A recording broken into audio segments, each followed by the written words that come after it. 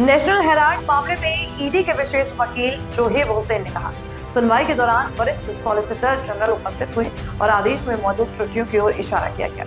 यह आदेश 75 वर्षों से अधिक की आपराधिक न्यायशास्त्र की परंपरा को उल्टा कर देता है, जिसमें कहा गया कि किसी भी मामले, यहाँ तक कि किसी गंभीर हत्या के मामले में भी निजी शिकायत के आधार पर कार्रवाई की जा सकती है।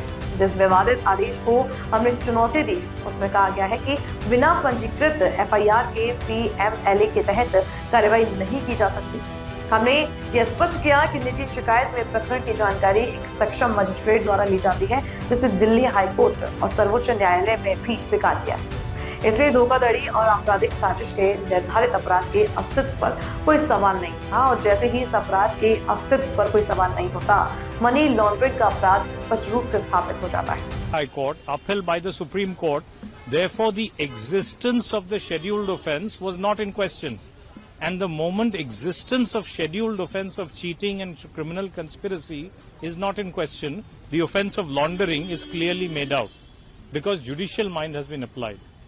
Sir, you've also said that it creates a split between the jurisdiction of the court and the jurisdiction of the police station. What were the exact grounds on which you've challenged? What was argued was that the learned Solicitor General pointed out that an artificial distinction has been sought to be created between investigation done by a police and a private complaint filed before a magistrate, because a magistrate is also fully capable of, under the CRPC, of conducting inquiry under 202 of the CRPC, either with the aid of the police or somebody else.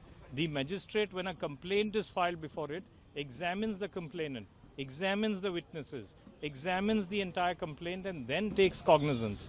Therefore, to presume and suggest that an FIR stands on a higher pedestal is completely incorrect by the impugned order.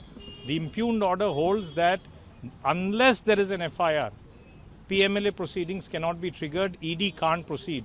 So in effect, it gives a free pass or a hall pass to money launderers only because the procedure adopted in the scheduled offence is a complaint case. That can't be. There is no bar created in the statute. If the bar is not there, how can a court by an interpretation add a bar? That's the job of the legislature. And what is most interesting, the allegations on the merits have not been dealt with in the impugned order. In fact, the impugned order says we are not touching the merits of the allegation, but on this technicality we are declining cognizance. Those are the only things that I can say, because matter is sub judice. I'm only reporting to you what has been argued. Thank you. Sir, the matter is now listed in March. What do you expect in March? Matter was thereafter mentioned, and the date has been preponed to the 19th of February with the consent of parties.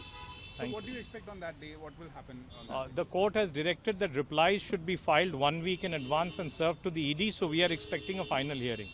Thank you so much.